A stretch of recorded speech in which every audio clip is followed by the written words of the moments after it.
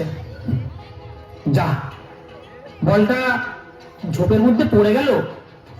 দেখি দেখি বলটা কোথায় গেল। ওই তো আমার বল। ওমা, কি সুন্দর একটা পাথর, কি মজা কি মজা। দেখি এই পাথরটাকে বাড়ি নিয়ে যাওয়া যায় কিনা। উফ উফ, কি ভারী। আচ্ছা, তুমি আর আমি আজ থেকে বন্ধু, আমরা এইখানেই খেলবো। 1 2 3 4।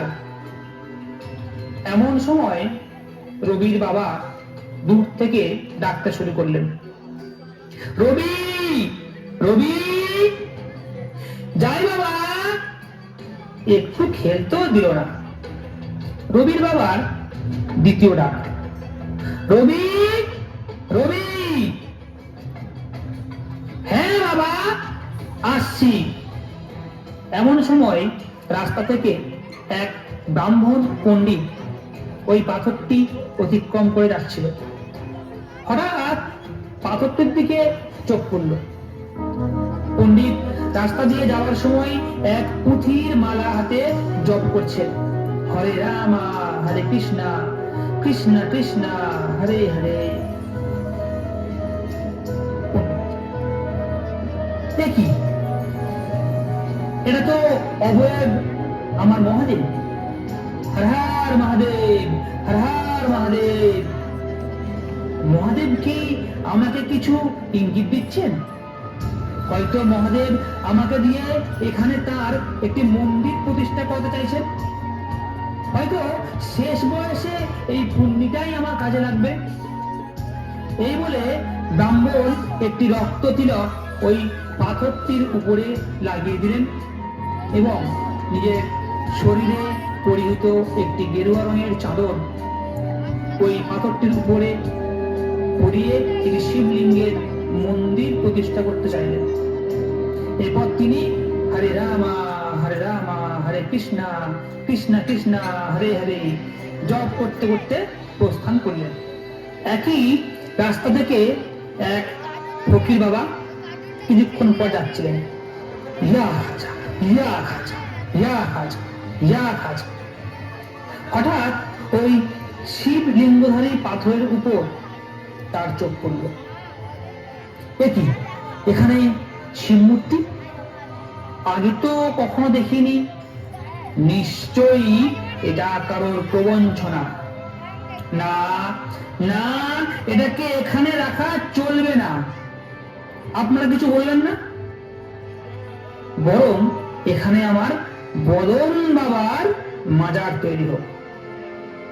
রেগে রেগে উনি গেরুয়া রঙের চাদরটি খুলে ফেললেন এবং প্রথমে হাত দিয়ে ওই রক্ত তিলকটি মোছার চেষ্টা করলেন। পরে কাছে পড়ে থাকা একটি নুড়ি দিয়ে জোরে জোরে ঘষে ঘষে রক্ত তিলকের লাল রং তুলতে লাগলেন। তার শরীরে পড়া একটি সবুজ বসনকে শরীর থেকে খুলে ওই পাথরে জড়িয়ে দিলেন এবং ব্যাগে থাকা কিছু ধূপ জ্বালিয়ে ওখান থেকে ইয়া খাজা ইয়া খাজা ইয়া খাজা প্রস্থান করলেন। কিছুক্ষণ পর এক খ্রিস্টান যাজক ওই পথ থেকে যাচ্ছিলেন। মুখে তার পুঁথির সঙ্গে হু লালু হু লালু হু লালু। হঠাৎ তার চোখ পড়ল এই বদন বাবার নামমাত্র মাজার রূপী পাথরটির দিকে।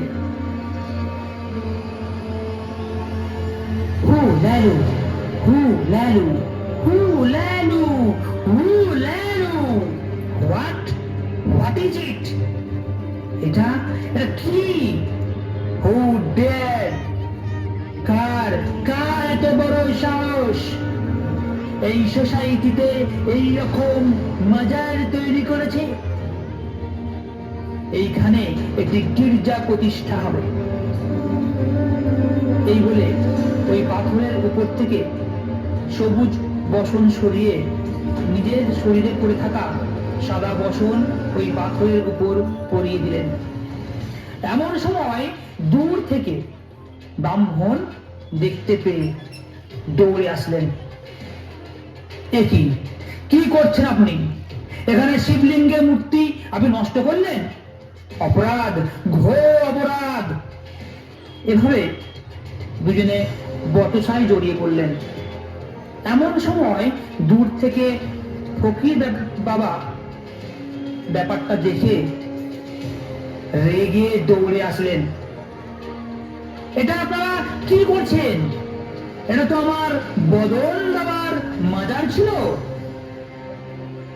এই বলে তিনজনের মধ্যে কথা কাটাকাটি, পরে সেটি হাতাহাতি মারামারিতে পৌঁছালো। নিজের ধর্ম নয়, ধর্মের নামে শুধুমাত্র আড়ম্বর প্রতিষ্ঠা করার জন্য। এতদিন পাথরটি পড়েছিল নোংরা ও ঝোপের মধ্যে, কারণ কোনো নজর ছিল না।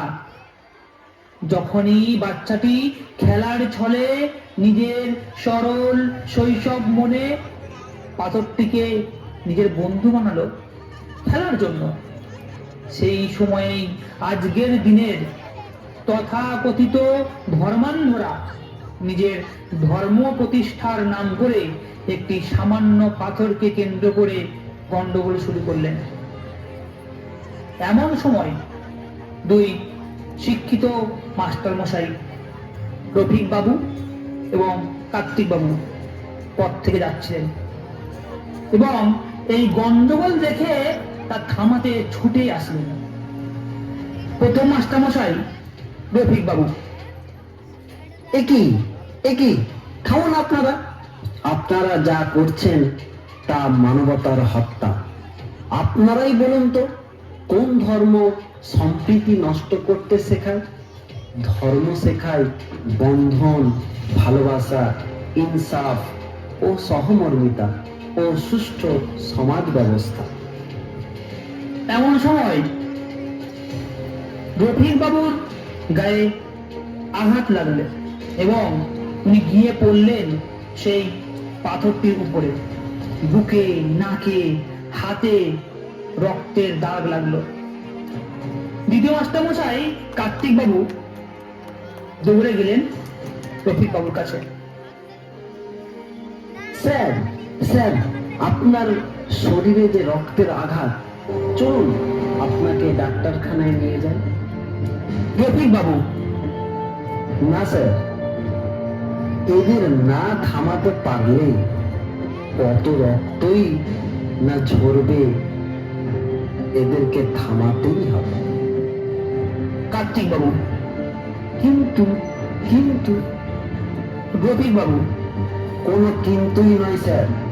আপনি তাড়াতাড়ি ওই পাথরের ওপর প্রথমে গেরুয়া, মাঝখানে সাদা এবং শেষে সবুজ রং, এই তিনটি চাদর দিয়ে চড়িয়ে দিন। এই বলে দুই মাস্টারমশাই রফিক বাবু এবং কার্তিক বাবু পাথরটিকে তিন রঙের চাদরে সাজালেন।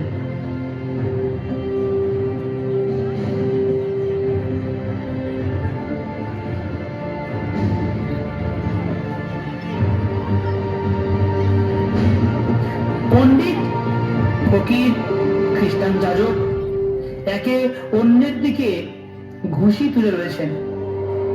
এই মতো অবস্থায় দুই মাস্টারমশাই জোর করে ওই তিনজনকে পাথরের দিকে মুখ করে দাঁড় করিয়ে দিলেন।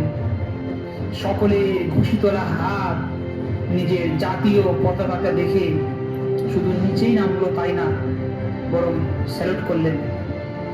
জয় হিন্দ।